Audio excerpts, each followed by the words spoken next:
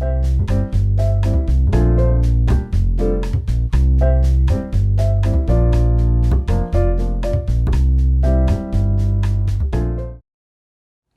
여러분 안녕하십니까? 명의답게 이영공 교수입니다. 많은 사람들한테 제가 인생의 재무 설계는 끝났는가 이런 얘기를 많이 물어봅니다. 돈 벌고 싶다는 사람이 워낙 많아서요. 제가 오죽하면 교수들하고 부자 학회라는 걸 만들었겠습니까? 거기 뭐 자문위원인지 뭐 이렇게 해가지고 한동안 돌아다니는데요. 여러분 부자 되고 싶은 생각이 많은가 봐요. 그럼 부자에 대한 개념부터 살짝 정리를 해야 될 거 아니겠습니까? 한동안 10억 만들기 열풍이 있었습니다. 10억 있으면 부자입니까? 제가 볼 땐 10억 정도 갖고는 부자 대열에 들어가기 쉽지 않죠. 그래서 부자학회에서 다음과 같이 세 가지 중에 하나면 부자라고 나름대로 정의를 저희 나름대로 또 제가 한번 만든 거를 살짝 말씀드려 볼까요? 서양에서는 밀리어네어 해서 백만장자란 말이 있었는데 이건 이미 진부한 표현이 돼서 백만장자라 해봐야 12억밖에 더 됩니까? 요즘엔 빌리어네어 수십억 달러 이런데 이건 우리하고 너무 괴리감이 있죠. 제가 볼 때는 한국에서는요 자기가 사는 집을 빼고 현찰로 10억 동원할 수 있으면 부자입니다. 어떤 사람이 그래요. 아이고 사는 집은 왜 뺍니까? 깔고 앉아 있는 집은요 죄송하지만 현재 유동자산은 아니죠. 뭐 강남에 웬만한 30평짜리 아파트 다 10억 정도 합니다. 거기 깔고 앉아 있으면서요 재산세 나오면 어이 재산세 이렇게 많이 나왔어? 이렇게 얘기하면 부자 아니다 그 말이죠. 그러니까 유동성 자금이 편안하게 한 10억 이상이 있는 사람이래야 된다. 뭐를 빼고? 사는 집을 빼고. 거기에 들어가지 않으셨어요? 그럼 두 번째가 있습니다. 연봉 2억 이상 되면 부자입니다. 이렇게 제가 이제 이렇게 강의할 때 물어보면 많은 분들이 조용합니다. 들어가는 사람이 거의 없다는 얘기죠.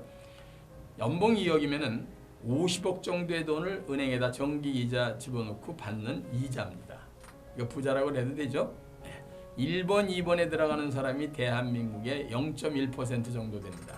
뭐 물론 이제 수치에 따라서 다릅니다만 조금 좀 넉넉히 쳐주면은 1% 가까이가 지금 1억 정도 이상을 받으니까 0.1%가 2억 정도 받는 사람이 0.1%의 봉급쟁이 안에 들어가거든요. 그런데 1번, 2번에 들어가지 않았다 그래서 실망하지 마십시오. 3번 있습니다. 뭐냐 그래요. 마음이 부자면 부자입니다. 그랬더니 어떤 사람이 결혼 던지려고 그러더라고요. 마음이 부자는 부자인데 그걸 유지하는 게 엄청나게 힘들죠. 근데 왜 부자 되는 게 그렇게 힘든가? 제가 늘상 얘기하지만 자기의 몸값을 올리는 노력을 덜 했기 때문입니다. 그러고요.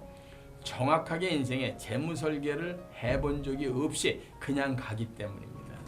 여러분 대단히 죄송한데 그냥 하루를 사시면 정말 우연의 일치가 아닌다면 그 셋 중에 하나 들어가기 엄청 어렵습니다. 거의 불가능합니다. 그런데 거기 들어가는 방법이 네 가지가 있습니다. 하나는 부모를 잘 만나면 됩니다. 그래서 제가 가끔 농담 삼아 그래요. 아버지를 바꿉시다. 근데 그게 됩니까? 유산을 받아서 부자 된 사람이 전체 중에 15%밖에 안 되니까 힘내십시오.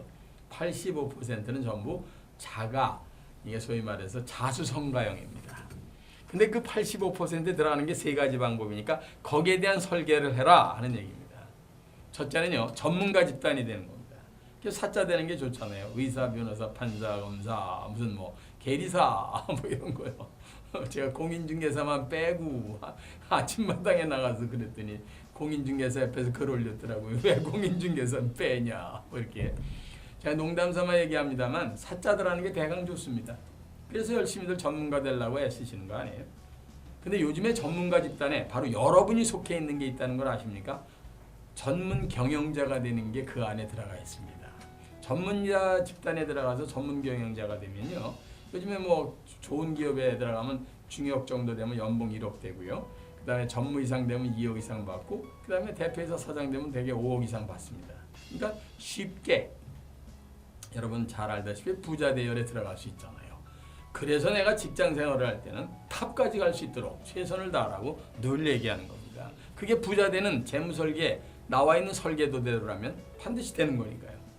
근데 그렇게 전문가 집단에 들어가 있는 사람이 대한민국의 30%에 해당되니까 유산 받은 사람보다 2배가 높으니까 여러분들 그 안에 열심히 들어가도록 하십시오. 물론 그 안에는 엔터테인 하시는 분, 저희 말해서 뭐 연예인들 들어가 있을 거고요. 그 다음에 박지성 같은 선수도 들어가 있습니다. 다 전문가 집단입니다. 그리고 자수성가의 두 번째 방법이 하나 더 있죠. 그게 바로 자기 사업을 하시는 알짜 부자들입니다. 이분들이 우리나라 전체 부자의 놀랍게도 거의 40% 가까이 된다는 거 아닙니까? 청계천에서 남난 옷 입으신 것 같은 분, 나중에 벤츠 타고 퇴근하시는 분 말이에요. 뭐 강남에 이런 데 가서 뭐 큰 식당 하시는 분들, 이런 분들 그건 뭐 학벌하고 관계없습니다. 그리고 자기 사업을 잘 하시는 분들이 있어요. 그런 분들이 40%, 그리고 나머지가 놀랍게도 알뜰 재테크형이다. 그게 바로 유산 받은 사람하고 숫자가 비슷한 거 아닙니까? 그래서 우리가 늘 알뜰 재테크를 하기 위한 재무 설계를 하라는 이론적 논리적 배경이 가능한 거다 이 말이에요.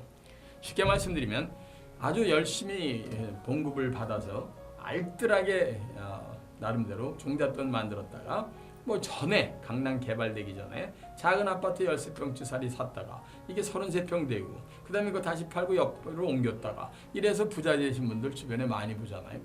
남들이 볼 때는 강남에 푹푹 빠질 때 장마철에 왜 글로 이사가 버스도 없는데 하는데 먼 데를 내다보면서 위험을 감수하고 어려움을 감수하고 이사 갔던 분들 박수 보냅니다.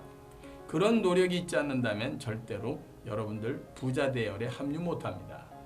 여러분이 할 수 있는 방법이 있다면 지금 말씀드린 자수성가형의 3가지 방법 중에 인생 재무 설계를 분명히 해서 나는 전문가 집단으로 갈 것이냐, 두 번째 중간에 나와서 자기 사업으로다가 인생을 바꿀 것이냐, 아니면 직장 생활하면서 알뜰 재테크를 할 것이냐 하는 것들에 대한 생각을 분명히 설계에 들어가실 필요가 있다 하는 말씀을 드립니다.